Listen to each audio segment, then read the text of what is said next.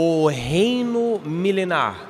Vamos conversar sobre o reino milenar. Vamos chegar aqui no Apocalipse 20, que enfatiza claramente esse reino que dura por 1000 anos, e também na apostila, página 51. Para começar, eu gostaria de ler para os irmãos esses 2 parágrafos de introdução. Diz aqui: há inúmeras profecias de um império israelita, cujo imperador será Jesus Cristo. Segundo a cronologia estabelecida nas profecias, esse reino será realizado após a batalha de Armagedon, no fim da tribulação de 7 anos, quando Jesus vencer todo o império do anticristo. No fim da tribulação, Deus julgará as nações que apoiavam a perseguição do povo de Deus pelo anticristo. Essas pessoas irão para o inferno. As outras poderão ir para o reino milenar. Todos os exércitos do anticristo, porém, morrerão na batalha de Armagedon. Eu decidi ensinar escatologia desse jeito, e já passamos tantas aulas, mas ensinar cronologicamente. Então, eu não estou entrando em cada um dos detalhes, dá para você estudar muito mais especificamente o livro de Apocalipse e outros livros, já entramos em várias coisas profundas, mas eu estou querendo basicamente dar para vocês uma linha de tempo, ver o que vem depois da outra coisa. Então, um ponto de vista cronológico. Agora, quando nós consideramos o milênio, eu gostaria de entrar um pouco mais nisso, porque há muita discussão. Uma das coisas é, por quê? Por que tem o reino milenar? Por que 1000 anos e daí Satanás tem que ser solto depois? Não seria mais fácil Jesus simplesmente voltar e reinar para sempre? Não seria mais fácil simplesmente eliminar Satanás permanentemente? Eu não vou fingir que eu tenho todas as respostas, mas eu ainda acredito que há coisa aqui que nós podemos ver. Na apostila eu coloquei 3 coisas. Nós vamos ver a natureza do reino, a população do reino e o propósito do reino. Vocês podem ver essas coisas na página 51. Vamos chegar aqui em Apocalipse 20, e eu gostaria de ler para os irmãos as primeiras 3 palavras, os primeiros 3 versículos. Diz aqui: e vi descer do céu um anjo que tinha a chave do abismo e uma grande cadeia na sua mão.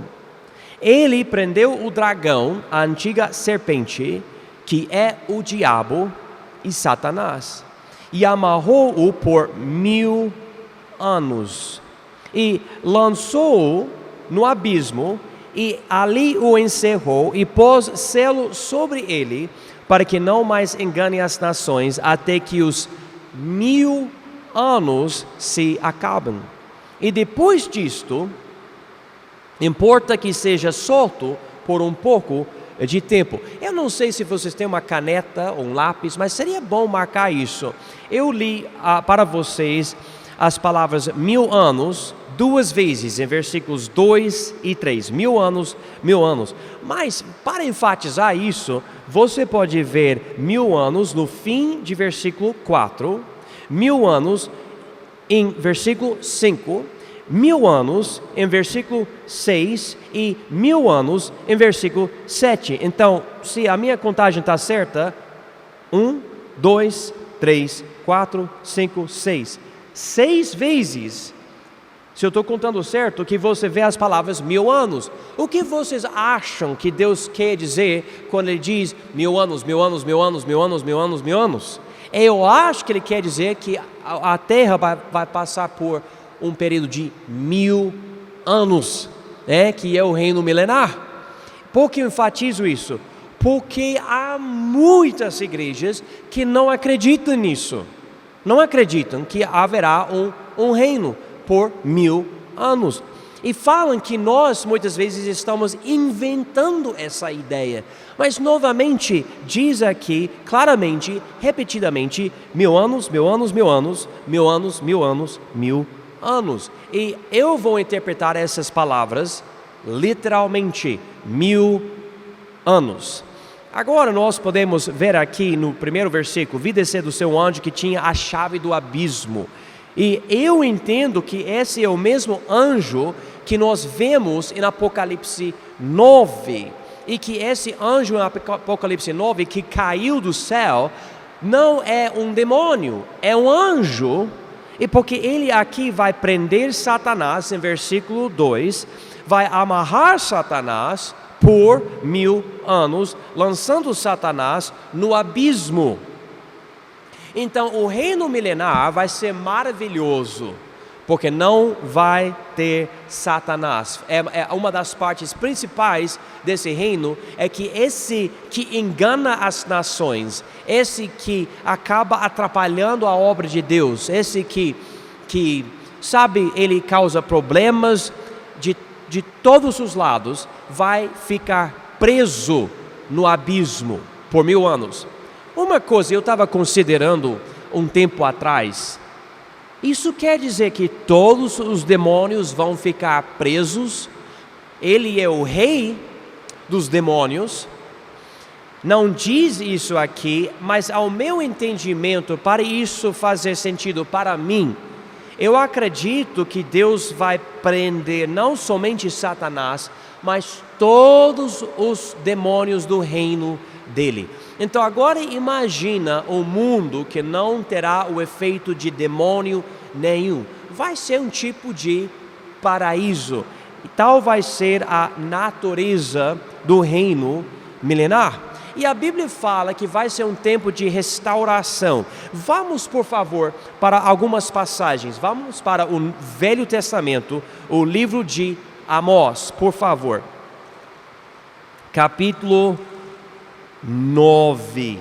Amós, capítulo 9. Eu mesmo vou ter que achar aqui. Ok. Amós, capítulo 9. E eu gostaria de ler alguns versículos sobre essa transformação, ok? A Bíblia fala sobre isso na terra. Diz aqui em Amós 9, versículo 11. Naquele dia tornarei a levantar o tabernáculo caído de Davi e repararei as suas brechas. E tornarei a levantar as suas ruínas, e o edificarei como nos dias da antiguidade, para que possuam o restante de Edom, e todos os gentios que são chamados pelo meu nome, diz o Senhor que faz essas coisas. Então ele fala, por exemplo, aqui sobre o tabernáculo de Davi, ele fala sobre Edom. Edom é um lugar. Então ele não está falando sobre o céu aqui. Ele está falando sobre um reino terrestre. Versículo 13. Eis que vem dias, diz o Senhor, em que o que lavra alcançará ao que cega, e o que pisa as uvas ao que lança a semente. E os montes destilarão mosto, e todos os outeiros se derreterão. Versículo 14.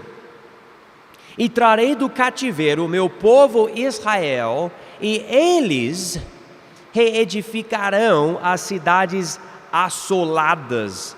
E nesse caso, esse cativeiro, ao meu entendimento, Israel vai para um lugar afastado no deserto, na segunda metade da tribulação, para escapar à perseguição. Deus vai proteger esse povo, talvez na região da Petra, um lugar onde eu já mostrei fotos para vocês, onde os meus pais já visitaram, um lugar interessante turístico hoje, mas no deserto, talvez lá. Mas enfim, povo vai lá, Deus vai trazer de volta para lá para reedificar as cidades assoladas, e nelas habitarão e plantarão vinhas e beberão o seu vinho e farão pomares e lhes comerão o fruto, plantá-los-ei na sua terra e não serão mais arrancados da sua terra que lhes dei, diz o Senhor teu Deus. Então Deus prometeu para Israel esse tipo de restauração. Agora vamos para Atos capítulo 3, por favor. Várias passagens, mas vamos ver isso aqui. Atos capítulo 3, versículo 21, diz o seguinte: o qual convém que o céu contenha até os tempos da restauração de tudo, dos quais Deus falou pela boca de todos os seus santos profetas, desde o princípio. Então, a Bíblia aqui no Novo Testamento fala que Deus vai restaurar as coisas um dia e que isso vai cumprir as profecias do Velho Testamento. Vamos ver umas diferenças. Vamos para o livro de Isaías. Coisas bem interessantes. Isaías, capítulo 65. Isaías é um livro maravilhoso.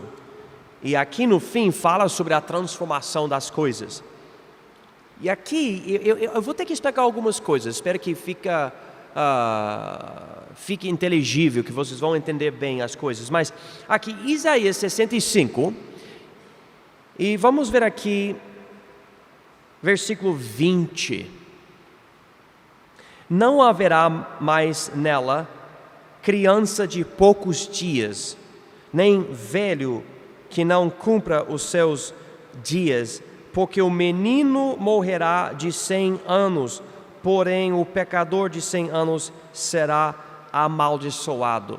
A ideia aqui que é durante o milênio, se você morre com 100 anos de idade, é como se você fosse um bebezinho, muito novinho, porque Deus vai dar longa vida para as pessoas durante o milênio. Vocês lembram que antes do dilúvio tinha longa vida, né? Pessoas tendo 600, 700, 800, 900 anos de idade. E nós entendemos que o milênio vai fornecer isso de novo. Na verdade, deixe-me mostrar algo que dá confusão, mas talvez possa ajudar vocês. Versículo 17 diz o seguinte: porque eis que eu crio novos céus e a nova terra, e não haverá mais lembrança das coisas passadas, nem mais se recordarão. Então, só para confundir vocês, para depois explicar, ele diz aqui, antes de versículo 20, onde nós estávamos, que ele vai criar os novos céus e a nova terra. Quando você vai para o Novo Testamento, ele fala sobre o reino milenar e depois os novos céus e a nova terra. Então aqui fica invertido. E a gente, mas como assim? Se ele fala sobre o reino aqui, é algo terrestre, mas novos céus, nova terra, vem antes, vem depois, e dá uma confusão cronológica. Você está tentando colocar as coisas nos lugares certos. Mas nós estamos compreendendo duas fases dessa ideia, e eu vou tentar explicar o que é que Deus está fazendo. Vamos voltar nas nossas cabeças para o jardim do Éden. Vocês podem imaginar um paraíso sem pecado? Você olhava para o céu, você via todo tipo de pássaro, todas as cores. Você olhava para as árvores, todos os frutos, os peixes no mar, os animais, ninguém ficando agressivo, tudo perfeito. Todos tendo vida eterna, até as pessoas, os animais comendo frutos, etc. Ninguém estava comendo animais, nada disso, não tinha isso. Um verdadeiro paraíso. O homem caiu, Deus amaldiçoou a terra, as coisas mudaram, mas não mudaram totalmente do jeito que as coisas estão hoje, porque entre o jardim, a queda do homem e o dilúvio, você ainda vê certas coisas, como por exemplo, vida longa, pessoas tendo muitos anos de idade antes de morrer. nós vemos que depois do dilúvio as coisas pioraram. E você vê as cidades diminuindo. Nós entendemos pela ciência, usando a Bíblia como nosso filtro, que a era do gelo provavelmente aconteceu na época de Abraão. Então ele estava no centro, vamos dizer, do globo, né? E tinha gelo por cima, por baixo do globo, né? Durante essa era de gelo. E nós acreditamos que era um só. Uma era só. Os evolucionistas, etc., têm outras ideias, mas nós vemos que não é necessário ter isso. O que eu estou querendo mostrar para vocês é que a terra foi amaldiçoada 2 vezes. A primeira vez quando o homem pecou e cresceu espinho, etc.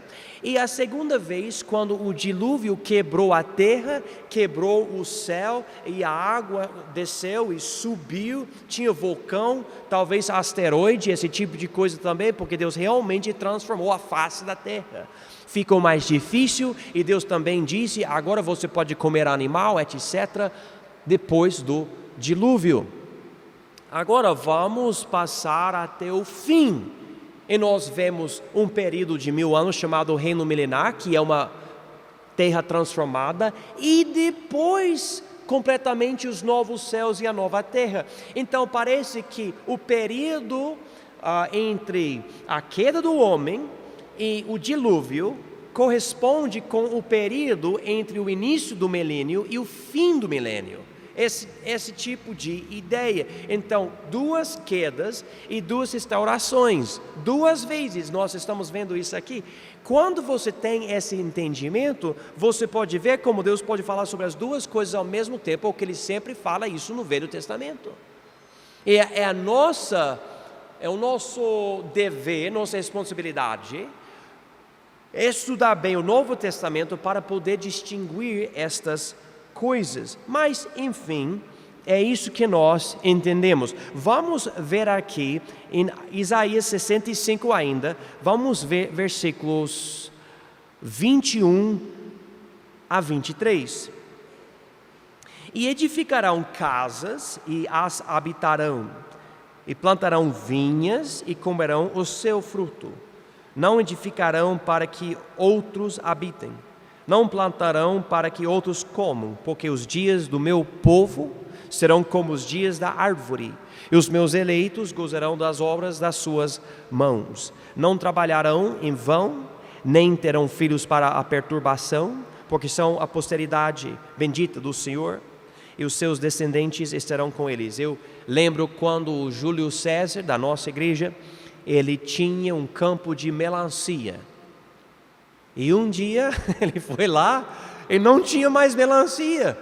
Alguém tinha ido lá e levou, não é verdade? Levou tudo, ficou sem.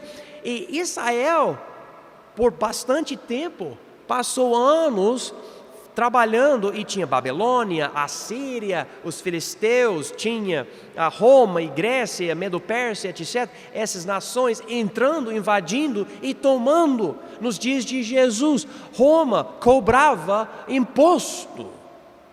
E aqui Deus promete que durante o reino milenar, Israel vai reinar e ninguém vai tomar as coisas de Israel. Israel vai trabalhar e vai receber o fruto do trabalho.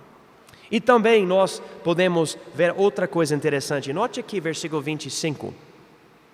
O lobo e o cordeiro se apacentarão juntos, e o leão comerá palha como o boi, e pó será a comida da serpente. Não farão mal nem dano algum em todo o meu santo monte, diz o Senhor.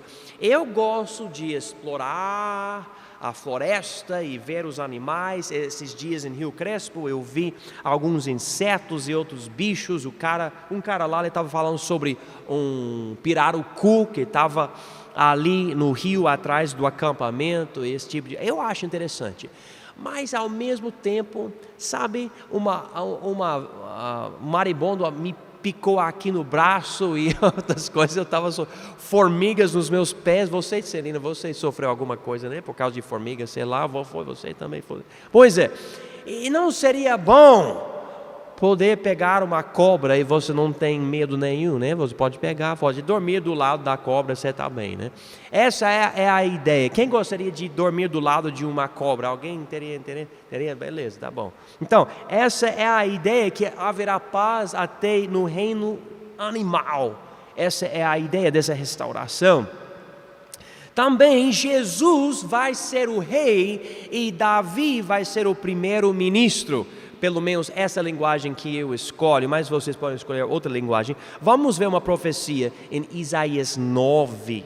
Isaías 9. Vamos ver primeiro Jesus como o rei. Isaías 9, 6 diz o seguinte. Vocês conhecem esse versículo, é muito conhecido.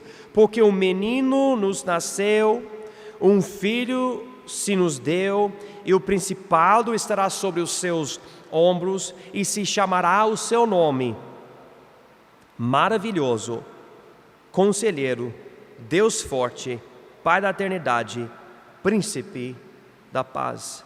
Do aumento deste principado e da paz não haverá fim sobre o trono de Davi e no seu reino, para o firmar e fortificar com juízo e com justiça desde agora e para sempre. O zelo do Senhor dos exércitos fará isso. Então, claramente, alguém vai nascer e vai ser o Filho de Deus, que vai também ser o rei terrestre aqui na terra. Ele vai fazer isso. Agora vamos para Miqueias, por favor. Miqueias, capítulo 4, versículo 7. Diz o seguinte: e da que cocheava farei um remanescente, e da que tinha sido arrojada para longe, uma nação poderosa. E o Senhor, que quer dizer Deus, Jeová, o Senhor reinará sobre eles no monte Sião, desde agora e para sempre.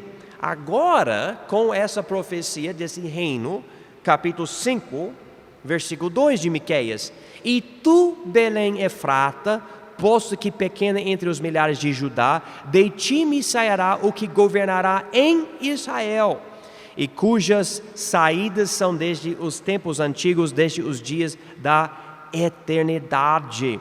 Então, versículo 7 de 4 fala: o Senhor reinará. E versículo 2 de 5 diz que esse que nasce em Belém governará Israel. Ou seja, Jesus é Jeová. O Jeová do Velho Testamento é o Jesus do Novo Testamento, e ele vai reinar, ele vai governar. Agora vamos ver Ezequiel 34. E diz aqui, eu posso levar vários versículos, mas vamos ver aqui 23 e 24 de Ezequiel 34. E suscitarei sobre elas um só pastor, e ele as apacentará. O meu servo Davi é que as apacentará. Ele lhes servirá de pastor, e eu, o Senhor, lhes serei por Deus, e o meu servo Davi será príncipe no meio delas. Eu, o Senhor, o disse. E há um certo debate sobre o significado, mas se você continuar estudando sobre essa parte de Davi, a Bíblia fala sobre o pecado dele. Jesus não tem pecado. Então nós entendemos que esse é Davi mesmo, ou alguém como Davi. Eu acredito que é Davi mesmo. Vamos ver aqui, Ezequiel 37, versículo 24. 37 e 24. E meu servo Davi será rei sobre eles, e todos eles terão um só pastor, e andarão nos meus juízos, e guardarão os meus estatutos, e os observarão. Vamos ver também Jeremias 30, Jeremias capítulo 30, versículo 9. Mas servirão ao Senhor, seu Deus, como também a Davi, seu rei, que lhes levantarei. Então Deus claramente, repetidamente, fala de Davi. Davi era o maior rei de Israel. Eu sei que Salomão, o filho dele, tinha o maior reino, mas todo esse reino que Salomão herdou veio do pai dele, porque era o pai dele que pela fé vencia os inimigos e fazia o certo, ainda que ele tivesse também pecado bem ruim. Agora vamos voltar para Miqueias. Vamos para Miqueias capítulo 4, por favor. Miqueias 4. E nós vamos ver. Eu acho que eu estou no lugar certo aqui.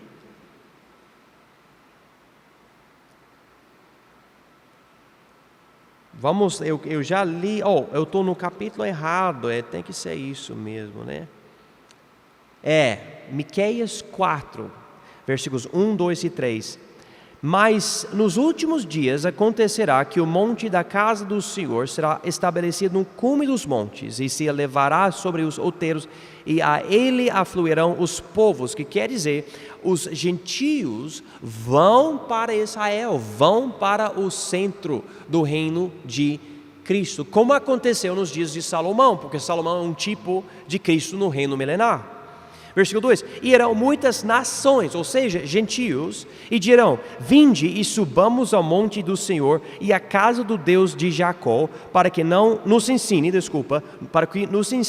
os seus caminhos e andemos pelas suas veredas, porque de Sião sairá a lei e de, marca a palavra, Jerusalém, a palavra do Senhor. E julgará entre muitos povos e castigará nações poderosas e longínquas, e converterão as suas espadas em paz e as suas lanças em foices. Uma nação não levantará a espada contra outra nação, nem aprenderão mais a guerra. Então, a ênfase essa vez é que a sede não vai ser mais essa Babilônia, mas vai ser Jerusalém, que ele fala no fim de versículo 2. Agora nós podemos considerar a população do reino milenar. Vamos para Apocalipse 20, por favor. Apocalipse 20. E diz aqui em versículo 4: E vi tronos e assentaram-se sobre eles, e foi-lhes dado o poder de julgar.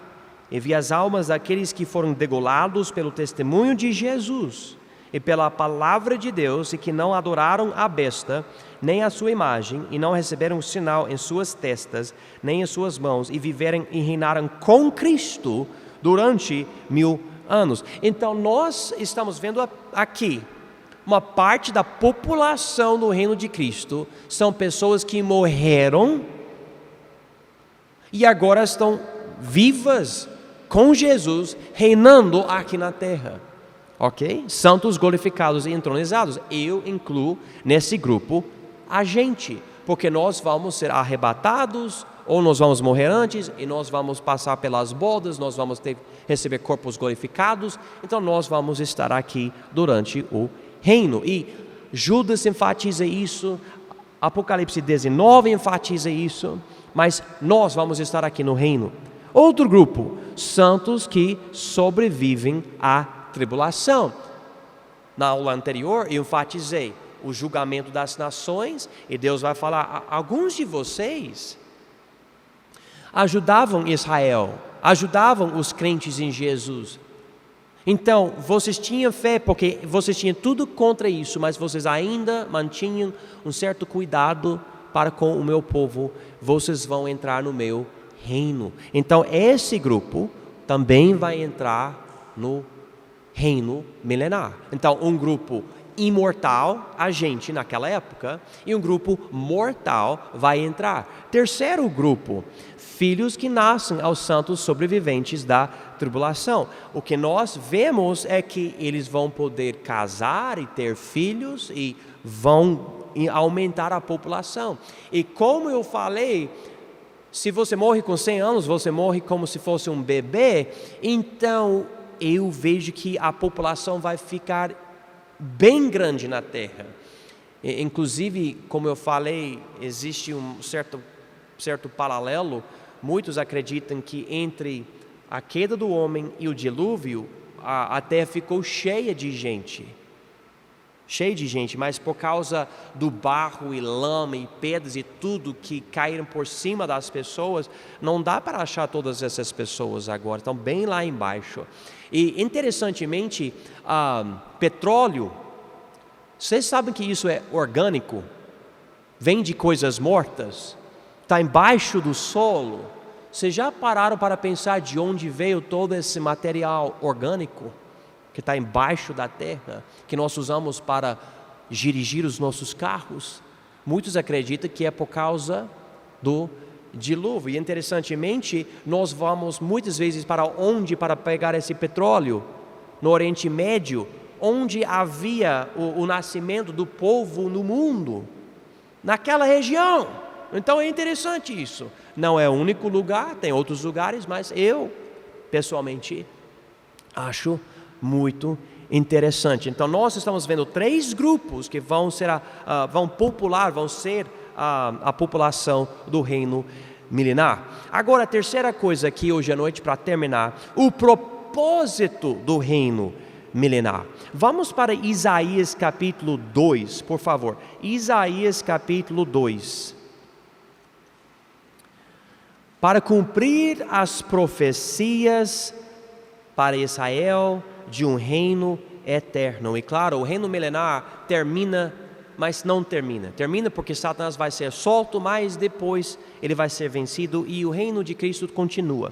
Mas veja aqui, Isaías capítulo 2, versículos 2 a 4. E acontecerá nos últimos dias que se firmará o monte da casa do Senhor no cume dos montes, e se elevará por cima dos outeiros, e concorrerão a ele todas as nações. Irão muitos povos e dirão: vinde, subamos ao monte do Senhor, a casa do Deus de Jacó, para que nos ensine os seus caminhos e andemos nas suas veredas, porque de Sião sairá a lei e de Jerusalém a palavra do Senhor. E ele julgará entre as nações e repreenderá a muitos povos. E estes converterão as suas espadas em enxadões e as suas lanças em foices. Uma nação não levantará espada contra outra nação, nem aprenderão mais a guerrear. Versículo 4, claramente é o reino milenar. Os versículos anteriores falam sobre a ideia de povos indo para Israel. Novamente, o reino milenar. Em outras palavras, esse reino tem que existir, tem que vir um dia, ou Deus não vai cumprir as profecias. Ele vai ser mentiroso. É essencial o reino acontecer. Vamos também notar capítulo 11 de Isaías. Eu ia ler Isaías 9, mas eu já li. Então vamos para capítulo 11.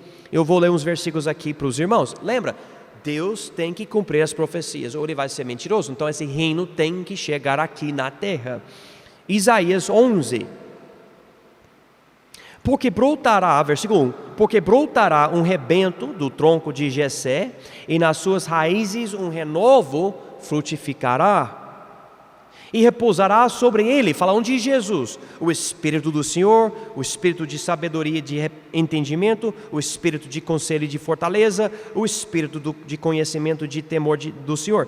E deleitar-se-á no temor do Senhor, e não julgará segundo a vista dos seus olhos, nem repreenderá segundo o ouvir dos seus ouvidos, mas julgará com justiça aos pobres. Você acha que vai ter pobre no céu? Não, mas ao meu entendimento, haverá pobreza até durante o reino milenar. Eu acho interessante. E repreenderá com equidade aos mansos da terra, e ferirá a terra com a vara de sua boca, e com o sopro dos seus lábios matará ao ímpio, e a justiça será o cinto dos seus lombos, e a fidelidade o cinto de suas entranhas.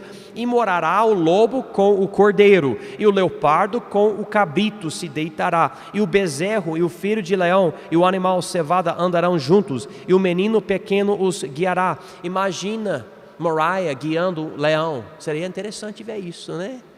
Versículo 7, a vaca e a ursa pastarão juntas, seus filhos se deitarão juntos, e o leão comerá palha como o boi. E brincará a criança de peito sobre a toca de áspide, uma cobra, né? E a desmamada colocará a sua mão na cova do basilisco, se eu não me engano é outro tipo de cobra. Não se fará mal nem dano algum em todo o meu santo monte, porque a terra se encherá do conhecimento do Senhor, como as águas cobrem o mar. Irmãos, é uma promessa. É uma profecia, tem que acontecer. Então, por que vai existir o reino milenar? Porque ele falou que vai acontecer. Agora vamos de volta para Apocalipse 20. Apocalipse 20. Esse reino vai terminar, mas só no sentido que Satanás vai voltar, depois vai continuar. Mas quando esse período de 1000 anos terminar, é uma revelação de algo, pelo menos para mim.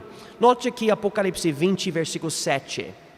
E acabando-se os 1000 anos, Satanás será solto da sua prisão e sairá a enganar as nações que estão sobre os 4 cantos da terra, Gog e Magog, cujo número é como a areia do mar, para as ajuntar em batalha.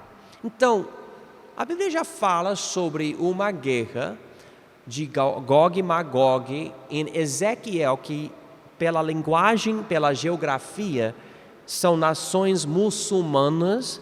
Ao meu entendimento, provavelmente vai ser até Terceira Guerra Mundial. Ao meu entendimento, pode acontecer entre o arrebatamento e o início da tribulação, mas eu não tenho uma garantia. Essa guerra aqui de Gog e Magog chama todas as nações dos 4 cantos da terra, ou seja, vai ser algo global, E o número de soldados vai ser como a areia do mar, uma outra batalha no fim. E vai mostrar que dessa população do reino milenar, ainda que não tenha a presença de Satanás, isso não é uma garantia que o povo pecaminoso vai ter compromisso com Deus e vai continuar com Jesus, porque Satanás vai conseguir chegar, enganar as nações e formar essa batalha contra Deus. Então, sem Satanás, o homem ainda é pecaminoso. E quando ele voltar, vai ficar bem manifesto. Versículo 9 de Apocalipse 20. E subiram sobre a largura da terra, e cercaram o arraial dos santos e a cidade amada. E de Deus desceu fogo do céu e os devorou. E o diabo, que os enganava, foi lançado no lago de fogo e enxofre, onde estão a besta e o falso profeta, e de dia e de noite serão atormentados para todo o sempre. Então, eu não sei como alguém não consegue ver o reino milenar aqui, porque ele fala, o anticristo e o falso profeta já vão estar nesse lago de fogo, e depois de 1000 anos, Satanás vai chegar nesse mesmo lugar. A linguagem fica super clara. Mas infelizmente, irmãos, muita igreja tem pessoa que fala algo contra o que fica super claro aqui. Então, o propósito do reino milenar é para cumprir as profecias e também para demonstrar que a ausência prolongada de Satanás não é suficiente para o homem se manter fiel a Deus. Na hora que ele voltar, ele já vai enganar as pessoas e vão contra Jesus. Eu digo, na hora.